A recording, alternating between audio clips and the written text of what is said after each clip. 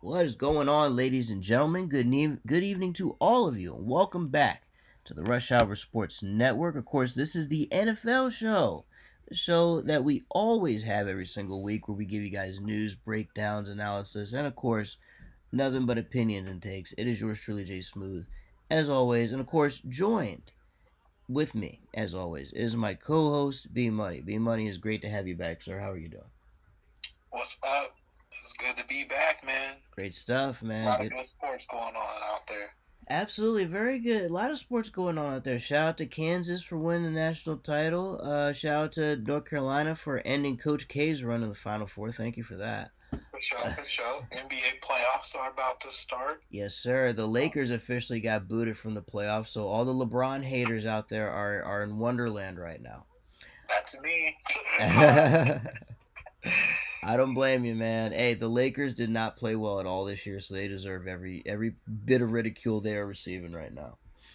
It's going to be And very then, of interesting. course, if you're into sports entertainment, we had WrestleMania over the weekend. So, That is very true. We did have WrestleMania over the weekend, and funny enough, since we're talking about NFL, former punter Pat McAfee actually had a match with a very, very, very old Vince McMahon. Oh my God! all I gotta say is that Vince McMahon is not in his prime anymore. He's far past it. isn't that man like 80 right now? Hold up. Yeah, he's straight up like 80, and the fact that Pat McAfee had somewhat of an entertaining match with him was kind of remarkable, especially when he's like just seeing Vince just walk around and stagger. It's like, are you gonna blow out your knee at any moment, sir? I mean, he's already done that. That's true. He blew out both quads running. That is a good. That's a good point. And that was 15 years ago. Oh my God. How about that? 15 years ago he was old, and now it's just like he's just a full-on ancient corpse now. Oh Yeah, my that's a fact goodness. check. Vince McMahon turned is 76. Jeez, a 76-year-old man. I'll say this. He looks better than most 76-year-old people. Like, he's obviously the probably the strongest 76-year-old man walking around, but still, he's 76. He shouldn't Yeah. be doing it at this age. But, yeah, man, a lot of stuff going on. And I got to say, even in the NFL, even without actual football, there is a lot of wild stuff that still happens in the off season. Like everything from the Washington Commanders allegedly hiding finances from other owners, something that might get Daniel Snyder not necessarily kicked out of the group, but they're probably going to force him to sell that squad because it's been, like I said, man, every piece that comes out about the Commanders, it just adds up and adds up and adds up.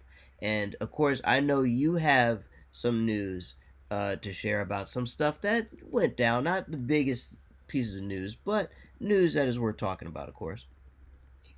Yeah, so like some news since the last time you guys heard from us on the sports network over here. Bobby Wagner signs a 5-year deal with the Los Angeles Rams. Yes, sir. The bidding war uh, ends with another successful victory for the Rams. And I know it's funny because Bobby Wagner was being talked to by several teams. I know the Ravens were one of them, but ultimately the Rams get their replacement for Von Miller, who is off to Buffalo. I like this signing. It is a good gap filler right there. And if anything, this is probably going to be Bobby like Bobby Wagner's been around a while. This is probably going to be his last big contract, so this was certainly worthwhile for him. Oh, for sure, yeah. It'll probably be as big, especially with being worth, for 5 years. You may or may not play all five of them, but I mean, even though Bobby Wagner's been around for a while, he's also only 31. Um, Right. So like he's not as old as you think he is, but like he's still been balling out and balling well. The deal is for $50 million with incentives up to 65. Um, I know for some of us that are out there listening, of course the Ravens were the other big team that were in the running for him, and apparently the rumor is that the Ravens actually offered him more money than the Rams. But Wow. ultimately, Bobby Wagner wanted to stay on the West Coast and play Seattle twice a year. Oh man, that's wild right there. The Ravens, they had the funds to snatch him up, but ultimately Bobby wanted to stay home, man. Crazy stuff right there.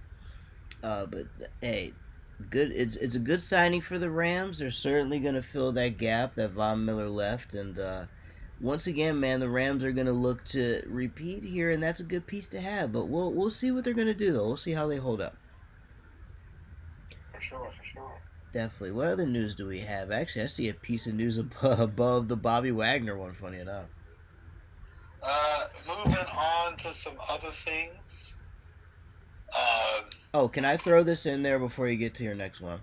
sure, go ahead. Since I just so happen to see it, this is for all the fight fans that are tuning in. Frank Gore signed a 1 day deal with the 49ers. He is going to retire from the NFL. That's how he's going to retire. I thought he was going to do it with like the Colts or something, but he's going to do it with the 49ers. And the reason why I bring this up is because he has announced that his professional boxing debut will be May 14th.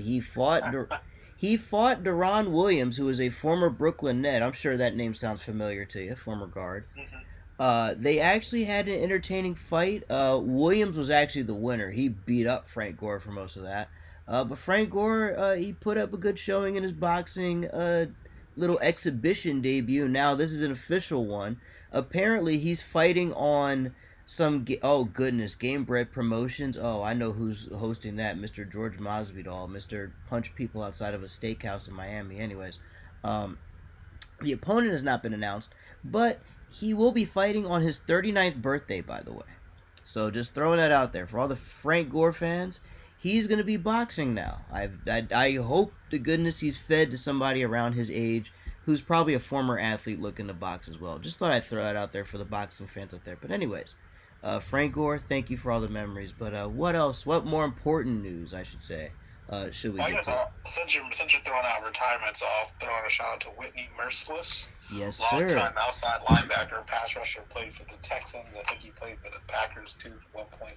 A little But he's called surprising. it a career as well after 10 seasons. Little surprising. Whitney Merciless was actually a he was a pretty big vital key for the Texans defense for many years. I For believe sure. he was there when Mario Williams, I believe, was there, and when Clowney was there. I think he was, Yeah, he yeah. was. Yeah, so he was part of a Houston defense that I think was starting to build like from the ground up when they were trying to, you know what I mean, when they were trying to establish themselves as a contender. But here's the thing with Merciless though, even though he never quite reached the Pro Bowl first team all status, he made a good enough impact. I mean, the guy had 12 sacks in 2015, 345 tackles, 72 for a loss in the throughout his time in Houston from 2012 to 2021, and he was Yeah, teaming he with was second team All Pro in 2016. absolutely, and he was also teammates with J.J. Watt. How can I forget Watt? Of course, he was with Watt and Merciless. It's funny. Merciless was always more of like the contributing player, more of a contributing type of factor. He was certainly somebody that could be a difference maker in the backfield, and I'm a little surprised that he's retiring. It's a little surprising that he's been around for 10 years, but surprising that he's retiring this young. But you know what? He had a good career and a good run, and hey, Whitney, thanks for everything. Good stuff. For sure. Other news, staying with the Houston Texans, they signed running back Marlon Mack. Marlon Mack used to be kind of like the main bell cow for the Colts until they drafted Jonathan Taylor. And Jonathan Taylor kind of stole his job. There were rumors Marlon Mack was going to get traded last year. It never happened. So he tested the free agent market, and he's going to Houston. I would say a very good move for Houston. I still think Marlon Mack has plenty in the tank, and if anything, I think they're probably going to rely on him heavy because what's his name? David Mills, I think his name is the new quarterback there. Davis Mills, yeah. Yeah, David Mills. I feel like they're going to try to. So last season with David Culley, obviously they pretty much were ran into the ground because of no Deshaun Watson. But now that they know Deshaun's not going to be there and they have to move on and they're going to have a new coach and pretty much try to work from the ground up with what they got, they're probably going to rely on Mac a lot this season to help Davis Mills sort of get comfortable in the pocket and in the game and whatnot. So he's probably going to be someone they lean on, which I think Marlon Mack wants because Mack is probably like, hey, they drafted Jonathan Taylor, but you can't forget about me. I still got enough left in the tank. So I think he's going to play a vital role there. I think so too. I mean, he figures to probably be, running back 1A or 1B or whoever else they got. I don't remember who else is on their roster right now, but yeah, he figures to be a strong member of their team and their offense.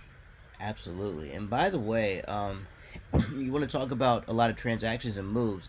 There was a move within their division that I actually am a little shocked about that you and I should talk about that I believe you were actually going to bring up, but I just now happened to see it and was reminded of it. But there was a big move in their division that happened. Go ahead. The Patriots somehow acquired Devontae Parker. I mean, yeah, Devontae Parker from the Yeah. Dolphins. The Dolphins trade Devontae Parker to a division rival. I gotta be honest, I did not see that coming. Yeah, yeah. that Wild for them to trade him within the division. Yeah, it's one thing to get rid of him, like he's still an asset, but to trade him to a division rival, it is a very interesting move right there. That I don't know if the Dolphins were desperate to get rid of him, but if they were desperate to get rid of him, there were a ton of teams that would have gladly taken him. Um, my And good, what's especially wild is that all the Dolphins got back was a third round pick.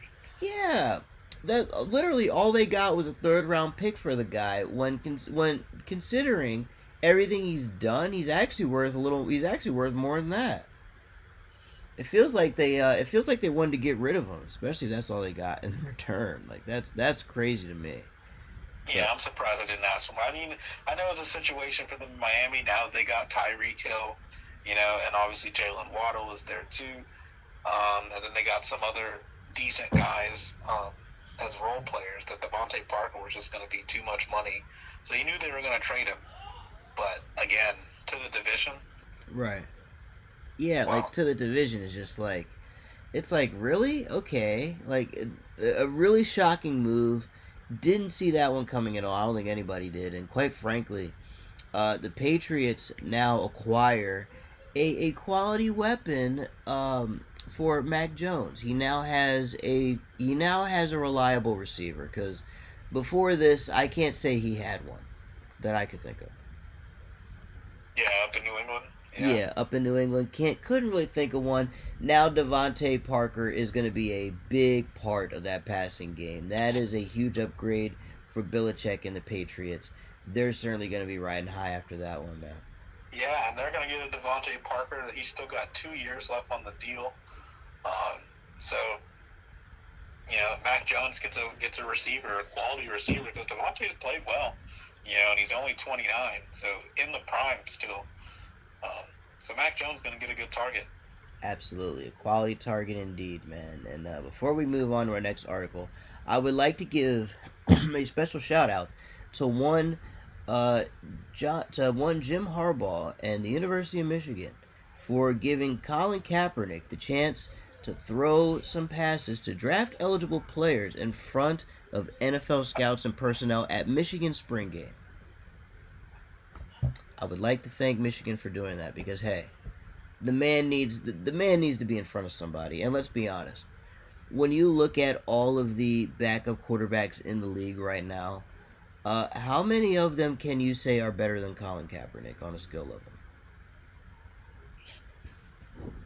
I can't I say. mean, there's definitely room for him to be in the league. Yeah, and I mean, let's be honest here. Is he what he once was when they went to the playoffs and all that? No, Probably not. but But when you look at the landscape of backup quarterbacks, and I'm not talking starters, I'm talking backups in the league, just look at the backups across all 32 teams. You can't tell me that there is a good reason why this guy's not in the league right now when you look at the skill level alone. We know the main reason he's not there, but just looking at skills, the guy should at least be in somebody's training camp, either throwing balls to the practice squad, or maybe throwing balls to the first team off the bench. You know what I mean? Only in practice, of course. But the guy at least deserves a chance to be in somebody's training camp. So shout out to Michigan for at least giving the guy a platform to do it. Because the last time we were here and we did this, there was a lot of there was a lot of shady stuff going on with the NFL. Like they wanted him to do it at a certain place where they couldn't document it and blah blah blah. It seemed very shady last time. This time there was no shenanigans. Harbaugh gave the man a platform and just let him throw. They let him throw to draft eligible receivers, and honestly, that's all they could really do. Just put the man in front of some cameras to show that he still has somewhat of an arm. So shout out to Michigan for doing that. But anyways, we move on. What other news do we have? We move on, but when we go back to Miami, where we just were, and talking about Devontae Parker being shipped out, Mm-hmm. because I believe it was on the same day that they make a little cap space by getting rid of Parker. They Right. signed Xavier Howard to a 5-year extension. Very interesting move here. Now he's obviously the best defensive back that they have on the team. No question about that. For Um, sure. it, Interesting to give him that amount of money. I certainly think he's earned it considering he's the best on that team. That's a lot of money to give, though. They had to make a little room for that, but nonetheless, they have themselves a solid defender. Does Miami with this signing? So I don't hate it, but I was a little surprised at the money figure. But still, at least they got the guy.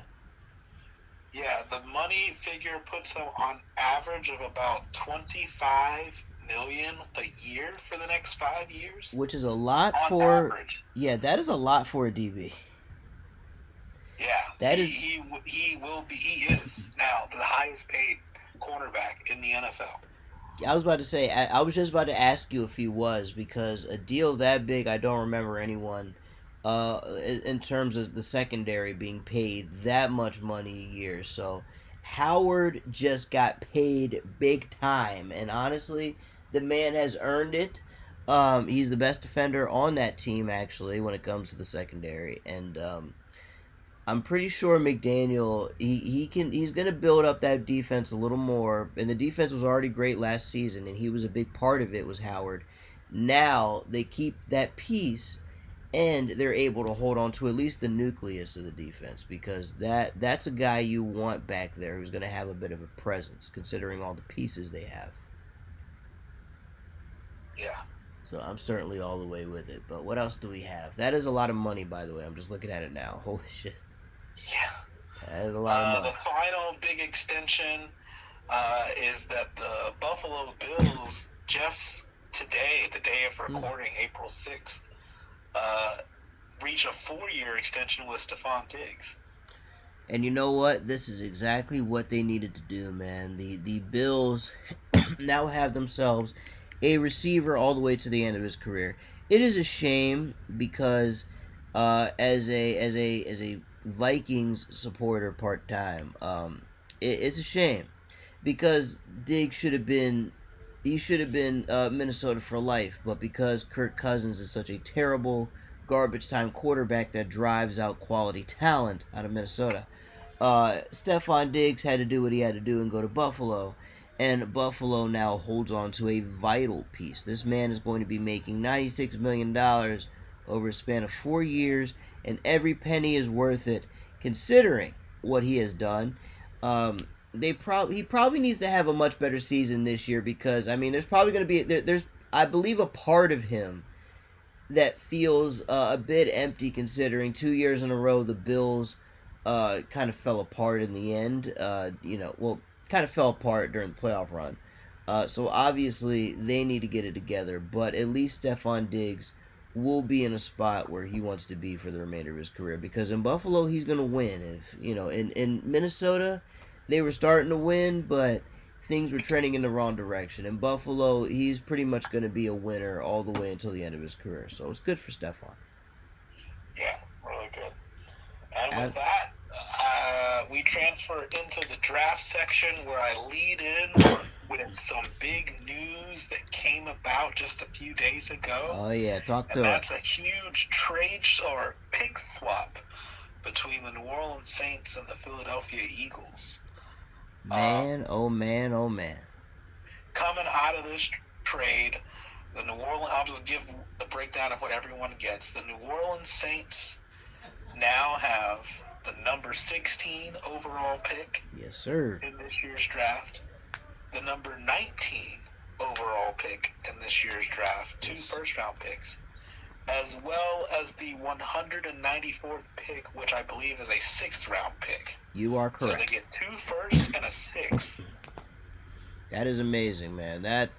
And you know what? It's interesting because the Saints are going to need this. I thought the Saints were going to move up a little higher, but this is actually a good spot for them. A little surprised they did it with the Eagles, though. I thought the Eagles would remain put. But nonetheless, I feel like this is a good trade for the Saints, actually, if I gotta be honest. Yeah, I mean, they really only move up just a couple of spots, but they move up nonetheless. Absolutely. Meanwhile, on the other side of the coin, the Philadelphia Eagles, who, let's be honest, were already kind of flush with draft picks, right? Oh, yeah. But they, in return, they get the number 18 overall pick in the first round. They also get the 101st pick, which I believe is a third-round pick, and the 237th pick, which I believe is a seventh-round pick. And they get a first-round pick in next year's draft and a second-round pick in 2024. Wow. So the Eagles, once again, stockpiling the picks, man. Sure. They're getting rid of some and they're just stockpiling them right back. So the Eagles are certainly going to be heavily involved in the draft for years to come. Oh, for sure. And it's a smart move, man. Absolutely, it's a smart move. When you rebuild, stockpiling draft capital is an absolute must, and the Eagles are certainly going about it the right way. Very smart on their behalf. Like, again, let's not forget that the Eagles already, even after this trade, have two first-round picks still in this year's draft. Exactly. So again, they are just stockpiling the draft capital, and they're going to take advantage of it because this is the way they're going to build, man. They're going to have to build through the draft. For sure. Absolutely. So in today's episode, last episode, I went through numbers 1 through 10. Obviously, things changed in terms of the draft order for what you just mentioned, but that did not change up my strategy. I still have things relatively the same. But let's go ahead and start at number 11 with the Washington football. I was going to say football team, but the Commanders. Oh, goodness. The football team sounds better than Commanders. Gosh. Now, they have Kyle Hamilton at number 11. I believe Hamilton is going to be off the board way before this. And if I'm going to be honest with you, the Commanders should be looking at quarterback. They should be the ones trading up here because even though they got Carson Wentz is going to be nothing more than a Band-Aid for a year or two. They need a quarterback for the future, but that's not going to happen. What they also need, though, they need some secondary help. Now, because Kyle Hamilton's already off the board, I believe they are going to likely go after Trent McDuffie, who, believe it or not, the Vikings have picking. But I think the Vikings are going to go in a different direction when it comes to their pick. But I believe Trent McDuffie will be a good one for them. Any quality corner that falls in their lap will be good, whether it's a Sauce Gardner, whether it's an Andrew Booth, who will still be on the board from Clemson, who's a junior. You have some other candidates up here as well. I know that even though we talked about Hamilton likely being picked early, always a chance he falls, but there's not a big chance he'll fall. I think he's actually going to be the first DB off the board, in my opinion. But there's always the chance that Derek Stingley Jr. could fall in the draft a little bit. Not too much, though, because Stingley is probably the best corner in the draft in terms of just having the big board. So if Sauce Gardner and Stingley are still on the board, they could very well go to Washington. If that's not the case, they may go Kyle Hamilton. But I can see that. But DB is what they're gonna do because they need it. Of course, Landon Collins turned to a linebacker because he was so trash at at corner. The only quality DB that the Commanders had was Cameron Curl. Everybody else was awful. Everybody else was getting burnt left and right and sideways. They had no help in the backfield when it came to safety. did Cameron Curl, and the corners were getting burnt on a weekly basis to the point where they were throwing in rookies at the end of the year, and it just didn't look good. So the Commanders need a solid defensive back. my my guess is going to be either Trent McDuffie or Stingley Jr. I believe Hamilton is likely. I think Hamilton's going to go high. I think he's going to go to the Seahawks. I think like Hamilton will be the first one to go. Like, actually no, I think the Seahawks are going to get Malik Willis. But I think Hamilton is likely either going to go to the Jets at 10, or he'll likely go a little higher than that. I could easily see him going to. I could easily see him going to Detroit because Detroit has a history of drafting DBs. It wouldn't be smart for Detroit to do it, but it wouldn't be weird for Detroit to pick a cornerback with like the number with their first selection in the draft. They've done it so many times before, so it is likely for them. Houston doesn't really need him. The Jets don't really need a DB. Well, they need everything, but I don't think a DB is their first need that they should address. I believe last week you did have them taking on him. I did, and it's a need they need to address. But knowing the Jets, they're probably gonna go like somewhere for the offense. However, the Jets would be smart to go with a DB. They're probably gonna take Hamilton first because he's the best one on the board in my opinion. Which is why I'm a little shocked that he fell a little bit. The only way the Commanders get him is if every other team passes on him, which I don't really understand.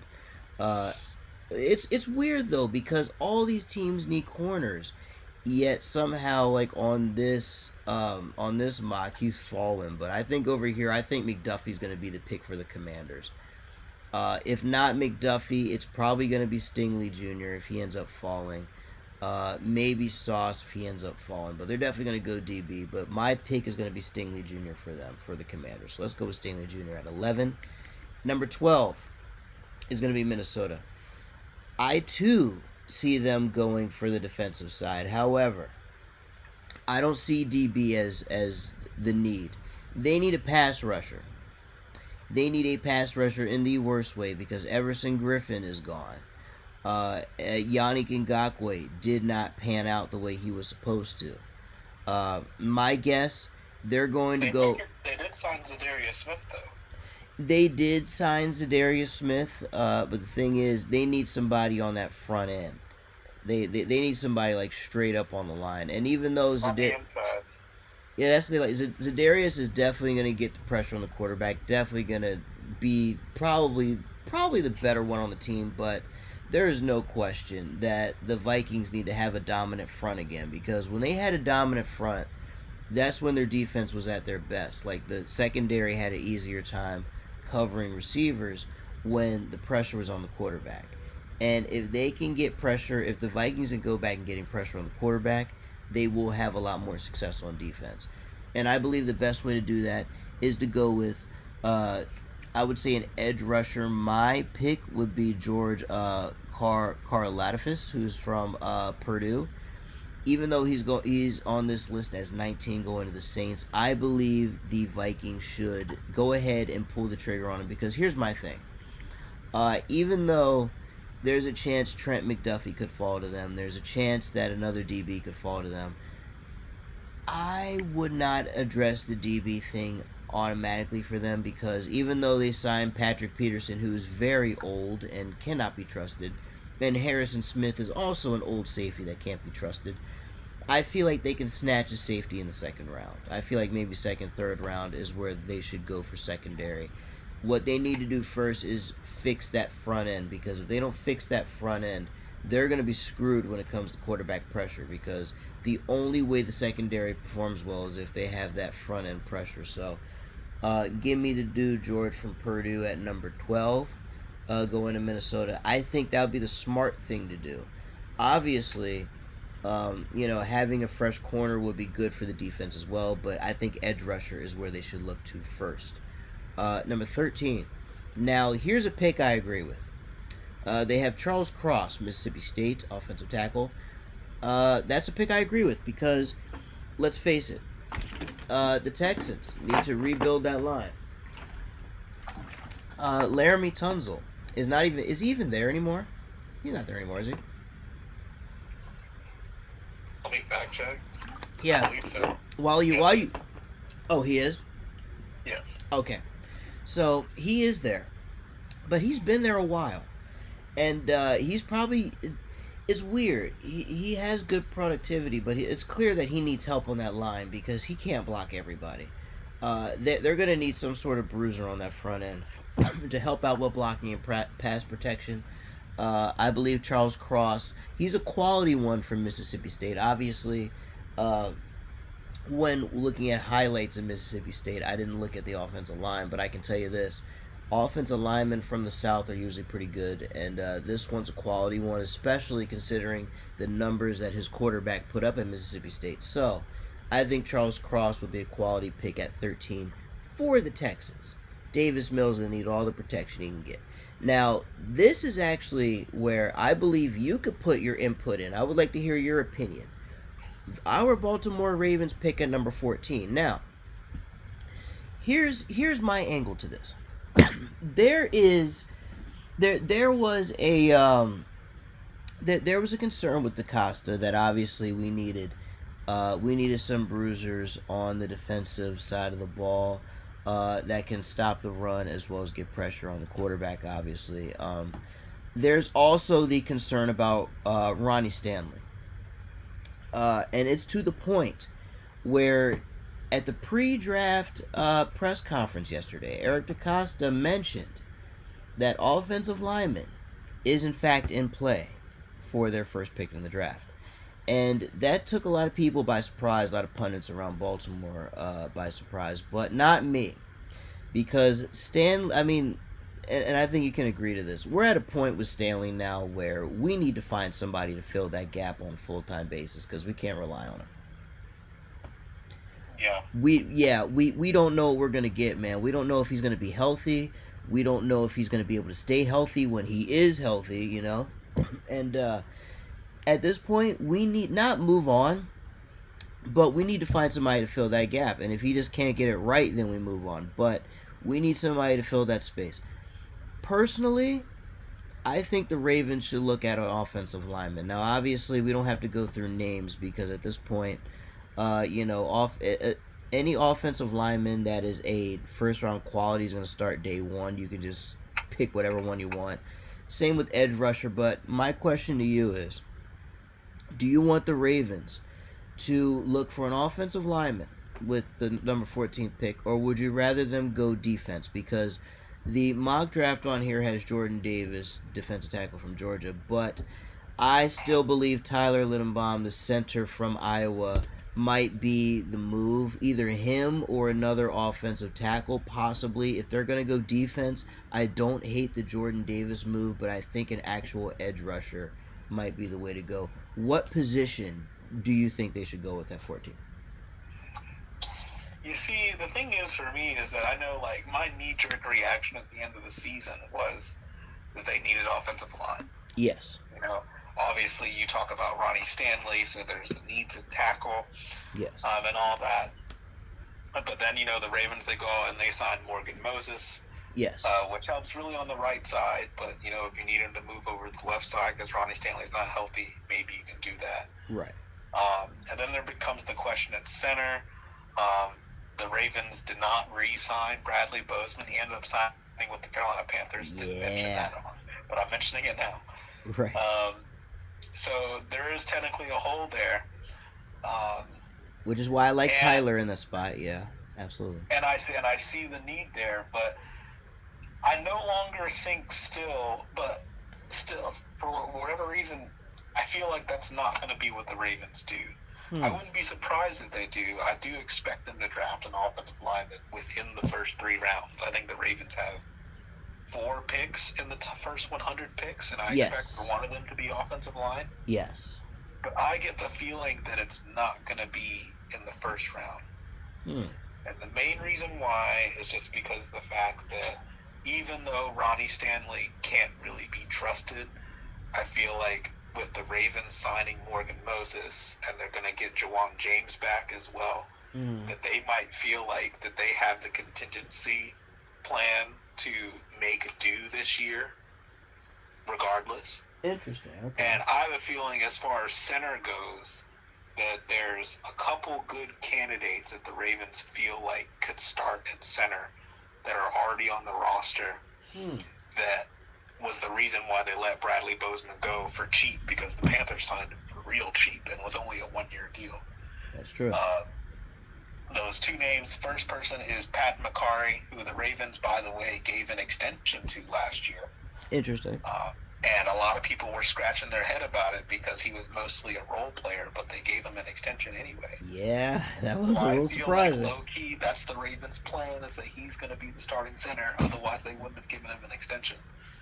And then also, there's another player, I think his name is Tristan Colon Castillo, who is also on the team too, that's played some center at times and has been all right. But I think Pat McCarry is the actual plan, and that's why we haven't really heard the Ravens talk about that being a need. Right. So part of me has been thinking more about the defense, and I've been thinking more about, them making moves there. And, recently in a press conference, Eric DaCosta talked about a dire need for corners. Mm-hmm. But I don't buy it. I feel like it's a smokescreen. Granted, yes, the Ravens do have a dire need for corners, because after Marlon Humphrey and Marcus Peters, everyone else who was on the roster last year is gone. Anthony Averett's in Las Vegas now. Tavon Young was released. Jimmy Smith is gone. Everyone's gone except for third-round pick last year, Brandon Stevens. So they need depth at the position. So I wouldn't be surprised, again, if they draft a cornerback at some point in this draft, probably in the first 100 picks. Don't be surprised. Now, it's funny you say that. I wouldn't be shocked if let's say somebody like a McDuffie or somebody like a Stingley Jr. falls, Ravens might jump. Or if by some miracle Kyle Hamilton falls, Ravens could jump. I mean, again, when you bring up DBs, I could see that happening. They're not gonna reach for somebody like a Andrew Booth. They're not gonna they're not gonna reach for a corner like that. You know what I mean? They're not gonna go that far. But if somebody high up fell in their lap at corner, I could see them doing that. I could for sure see them doing it if somebody falls. Especially because, especially when you look at corners. So I talk about how they need depth, but the other part of this equation too is looking ahead to the future. A lot of people were expecting the Ravens to cut Marcus Peters because of his cap hit, but I feel like the Ravens couldn't afford to cut him because they knew that everyone else was going to be gone.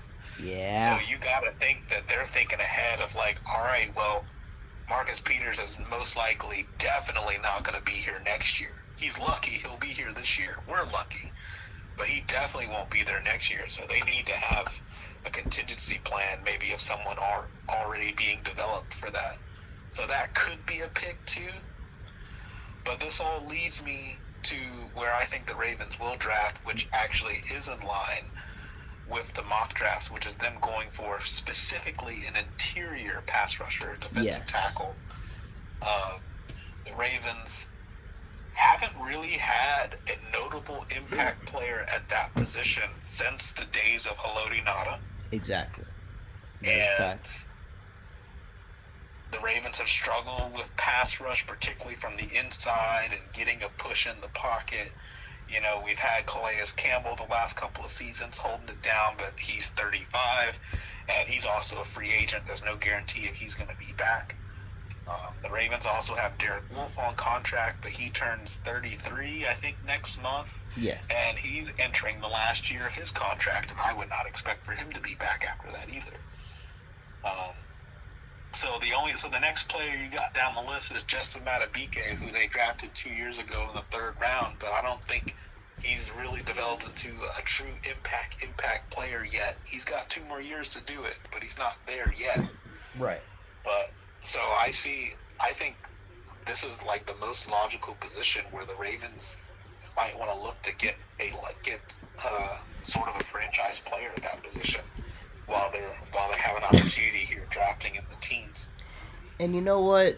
And actually, like you said with the mock, Jordan Davis is actually he fits the profile for what they're looking for. So I wouldn't be shocked like if they just go in line with that. That's kind of the pick I think they're gonna go in. That's the direction I feel like they're gonna go in. Probably just go defense, but if they really do go offense, like they kind of hint they are, I won't be shocked if they go for a lineman.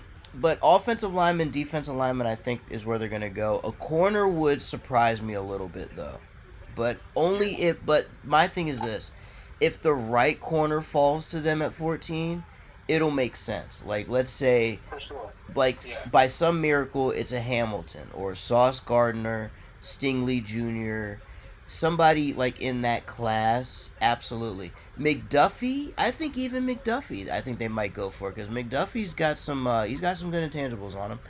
Um, and he actually, I believe, was hold on. Yeah, that's right. He was from Washington. Okay, he was one of the reasons why Washington had a successful season. So yeah, I'm gonna go with you on this one. I'm gonna say defensive tackle, interior pass rusher is probably the smartest move for the Ravens to go. So I will agree with you on that. Jordan Davis fits that profile, defensive tackle from Georgia. Somebody that can absolutely play the ball, and hey, we need somebody that can stop the run and get to the quarterback. So I think that'll be a smart one. But yeah, hey, if the right corner drops, Ravens might pounce. If they decide to pull one over everybody's eyes and go offensive tackle, I won't be surprised if Tyler's off the board like a center, or if they just go another lineman to go on the opposite side of Morgan Moses. Well, and my other thing too about the offense thing is that I feel a lot more confident about the Ravens being able to develop an offensive lineman in the second or third round. You know, Absolutely. Absolutely. I mean, you look at Ben Cleveland last year, who ended up by year's end last year solidifying the left guard spot. He was a third round pick last year, so That's true. It took him a little bit, but by like you said, by the end of the season, he found his stride, and we could easily get that same type of result with a third or fourth rounder. So I could see that. yeah. And at number 15, the Philadelphia Eagles are going Devontae Wyatt, another interior lineman from Georgia. The fact that the Eagles have Fletcher Cox there now, kind of defeats the purpose of having this guy. But when you think about the Eagles' defense, they need another pass rusher on that defensive line. They also need some help in the secondary, which is a need I think they're going to address a little later. But for the spot that they're in, I think Devontae Wyatt is a good pick for them. Their defense absolutely needs it. Of course, getting a weapon for Jalen Hurts never hurts, but at the same time, that defense probably needs to be addressed first and foremost for the Eagles. So I like that pick right there. And plus, they're going to have plenty more opportunities to get some gems later on. So I think the 15th pick will be going for an interior lineman. Now, for the Saints, who got this one from Indy through Philly, going for Chris Olave, one of the many speedy wideouts in this draft class, the fastest wide receiver, actually the fastest draft class I think we've seen in ages. Whether it's from receivers, running backs, even a defensive tackle ran a 4.40, or for somehow some way ran it. Olave was one of the fast prospects in the draft at the combine, that is, and it's a perfect pick because Winston's gonna need it. We of course there's the whole Michael Thomas saga. Alvin Kamara is probably going to be behind bars unless he can somehow pay his way out of stomping that guy out in an elevator. So the Saints are going to need some sort of playmaker. They're going to need some sort of speedy playmaker, a guy that can make moves when the ball's in his hands. Olave was that for Ohio State. He is going to be a weapon that Jameis will rely on if they do in fact draft him. And honestly, I like the pick a lot right here. I like it for Jameis. I like it for the Saints. They're going to need themselves a speedy weapon because with the whole uncertainty surrounding Alvin Kamara and, of course, the whole thing with Michael Thomas, it looks like the Saints are going to need themselves a bit of a rebuild at the receiver spot. And I think Olave. Sure. Oh, yeah. Absolutely, bro. And I think Olave is going to be perfect. He's also a big downfield threat as well. So if Jameis wants to air it out, Olave is going to be the man to go down there and get the ball. He's the perfect weapon for Jameis. He's going to be the make or break type for Jameis. Jameis likes to take big risks. Olave likes to take big risks when he's down the field, so I think it goes hand in hand.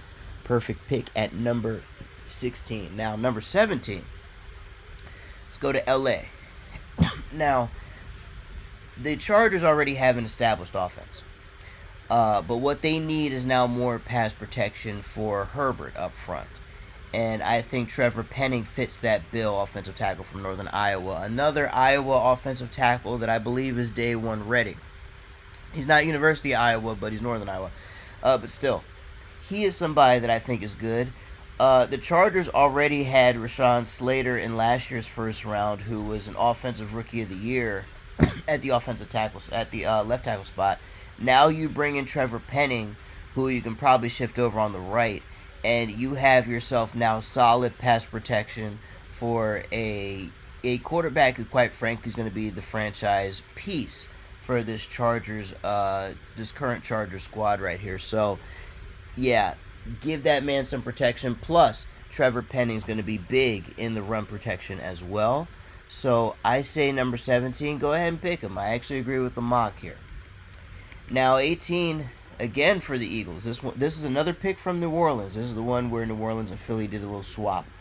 The Eagles do need another piece on defense, as I mentioned before. They already addressed the front end. Now they got to address the back end. Darius Slay is already a great corner, but Andrew Booth would be a great complement to Darius Slay.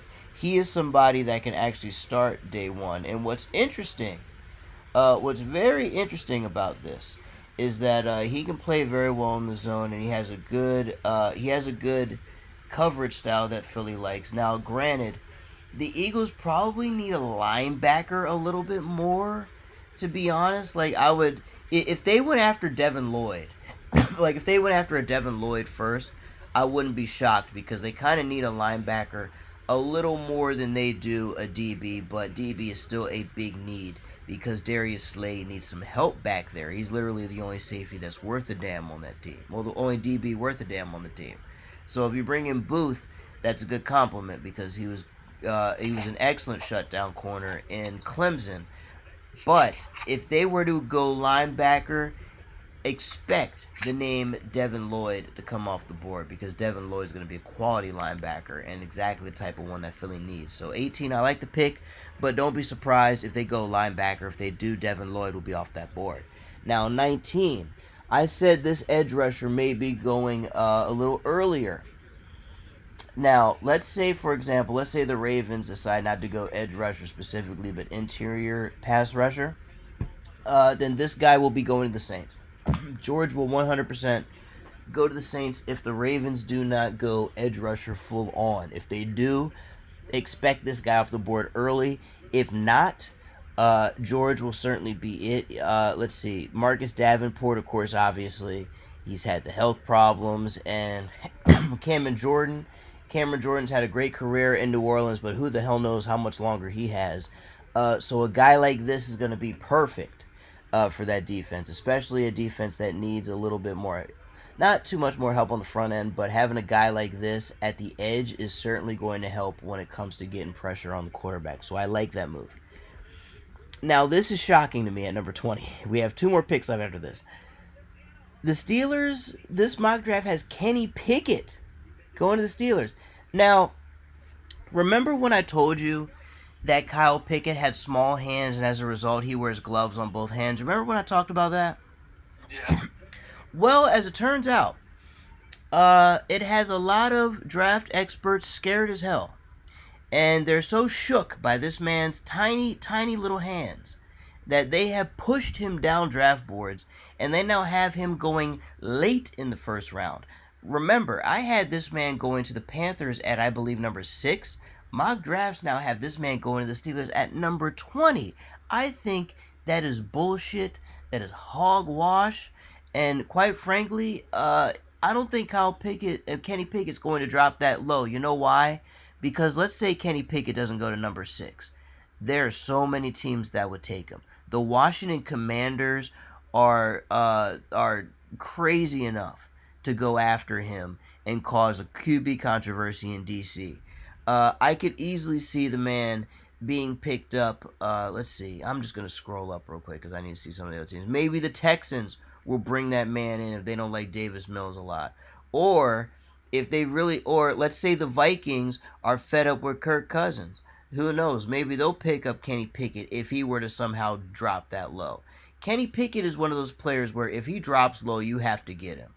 And I'll say this: if the Panthers do not get him at 6, like let's say the Panthers go Malik Willis at 6, right?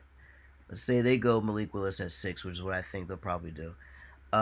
Kenny Pickett is going to go in the top 10. He's going to go to Seattle most likely because there's no way in hell, there is no way that Kenny Pickett is going to drop further outside the top 10. There's just no way. Don't forget Atlanta's looking for a quarterback too. That is, you know what? That is a very good point. I almost forgot about them. Thank you for pointing that out. Atlanta just got rid of Matt Ryan, like you said. He went to the Colts, right? Yeah, Yes, the best sir. replacement right now for him is Marcus Mariota. How So about you know Atlanta's looking for a quarterback. absolutely? So think about this. Let's say the Panthers decide to go on Malik Willis, right? At number 7, the Giants already have their quarterback, even though I think Daniel Jones is absolute garbage and he should be traded. He should be given the Baker Mayfield treatment, but that's a story for another day. Um, so they're not going to draft him. Atlanta needs a quarterback. They're going to jump on him. Fuck Garrett Wilson. They're going to jump on that. Let's say Atlanta's crazy enough to pass on him. Seattle needs a quarterback. Drew Lock is not the answer. Kenny Pickett will easily be picked up by Seattle. And let's say they pass on him. The Jets have a quarterback, but guess who doesn't have a quarterback? The Commanders. Carson Wentz doesn't count. Carson Wentz is garbage. So we like that's 3 teams right there that will take Kenny Pickett. There is no way Kenny Pickett is falling to number 20. But this is what the Steelers should do. The Steelers should pick a quarterback at 20, but not Kenny Pickett. You know who I want them to get? I want them to get standout Cincinnati quarterback, the guy who took the University of Cincinnati from a nothing school to a team that appeared in the college football playoff last season. Sure, they got their ass kicked in that playoff, but they made an appearance. And that is quarterback Desmond Ridder. Desmond Ridder is the best second round quarterback, I would say, in this draft. Sam Howell, garbage. Don't want to hear it. Carson Strong. Carson Strong is a tall guy, but he's like tall and lanky. I think he's like 6'10", 6'11". He looks like an NBA player, not a quarterback. You know what I mean? He's a prototype and a circus attraction, if anything. What you want, or what the Steelers will want in this case, is somebody that they can mold. Now, Desmond Ridder is not. Are they going to reach for him at 20 though? It's a reach, but here's the way I see it. The Steelers are desperate. They have Mitchell Trubisky. Backing him up is Mason Rudolph. And then third string is the dude from DC. What is his name? Haskins. Dwayne Haskins. So Yeah. the Steelers are desperate right now. It would not hurt for them to do this. Now, they obviously have... They don't have any glaring needs that need to be addressed at the moment. They have some that do need to be addressed, but I feel like in the second round they can address it. What they need to address first and foremost is the future at quarterback, because Mason Rudolph is not the future. Haskins is not the future. And Trubisky is just a band-aid for the season. If they draft a Desmond Ridder and they let him sit on the bench for a year, maybe let him sit on the bench for half the season, the guy can then start his development in the future. And Desmond Ridder is a good pickup because what he did with Cincinnati this year is incredible. He can pass, he can run, the man can do it all. He's a prototype. Now, he's somebody you're going to have to sit for the first 6-7 games of his rookie year. But once Mitchell Trubisky chokes up, and obviously the Steelers have seen enough of Mason Rudolph and Dwayne Haskins to not have faith in them, it's clear that Desmond Ritter can at least, he can show what he has, and maybe he starts out the year at third string. Maybe he moves up to second if like an injury happens to Trubisky and they need Mason Rudolph to carry it for a little bit while Desmond gets ready. Something like that could very well happen. But the Steelers need a QB. That is where they are the most desperate. Desmond Ritter is good enough to where if they draft him and they let him sit for at least the first 7, 8 games of the season, he could come in and at least put up some good numbers and give the Steelers something to evaluate for next season. And let's say he doesn't pan out. Well, the Steelers will then have to go right back to the drawing board again for the next draft. Because, let's be honest, Trubisky is not going to be the answer for them. Neither is Haskins, and neither will Rudolph. So, yes, Desmond Ritter will be a reach, but considering the Steelers' position with quarterback, I think reaching is what they need to do, sad enough. Like, just thinking about their QB position, reaching is the one thing they may have to do. It's going to suck for them, though. But we're going to see what happens with that. Desmond Ritter is my pick there. Kenny Pickett, no way in hell. That man's going to be out before the top 10 is even finished. But moving on to Foxborough now, 21. Now, the Patriots have Devin Lloyd. Devin Lloyd is only going to be drafted by them if he falls into their lap. They do need a linebacker, but I don't think it's going to be him. I believe the linebacker they are likely going to choose. It's probably going to be somebody. It's probably going to be one of the. It's definitely going to be one of the linebackers that's like I'd say in that second round tier, meaning like they're probably gonna have to reach for somebody. But the only way they get the only way they get him, the only way they get Lloyd is if Lloyd falls in their lap. Doubt he does though. Also, the only other position I can see them going for is maybe edge rusher. Maybe they snatch David Ajabo from the clutches of the Buccaneers, who desperately want him. But if they don't go after him, I can see the Patriots easily reaching for another linebacker because linebacker is the position that they need. I don't believe Devin Lloyd will be the guy, but I do believe linebacker will be their choice. And now, for the final team of the night. Final team of the night. Number 22, the Packers. Uh, Obviously, we know their problems at wideout. Their leading wide receiver just bolted for Vegas, and they are literally out of options when it comes to wideouts because some of the other options have already been snatched off the free agency board. So that leaves the draft, and all I'm gonna say is this: Jahan Dotson is the best receiver on the board.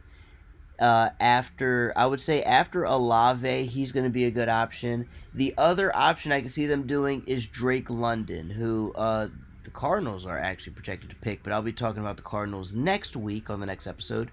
But Dotson, I think, is a little better than London.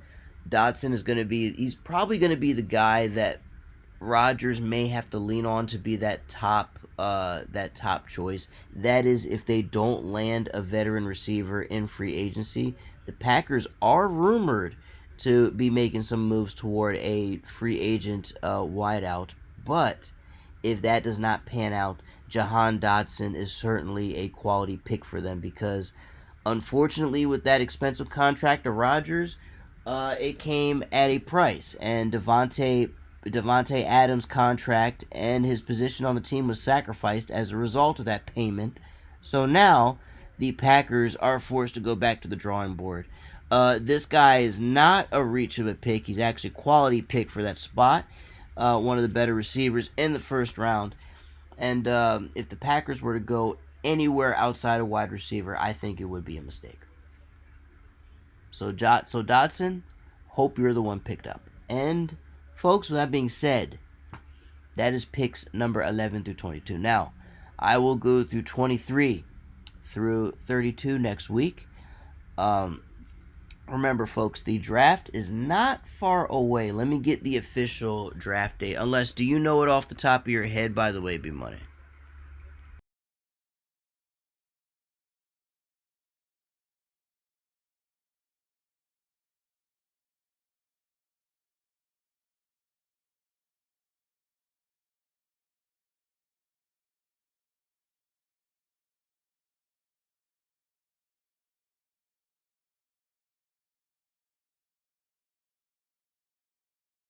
This, folks, is the draft this year not only is it in Vegas, but in terms of just straight up talent, we're looking at the fastest draft class in history. A lot of offensive weapons are going to be taken off the board. And by the way, bro, it is a true changing of the guard because and you and I have talked about this. The NFL is leaning more towards fast players, high points, Madden numbers and stats and shit.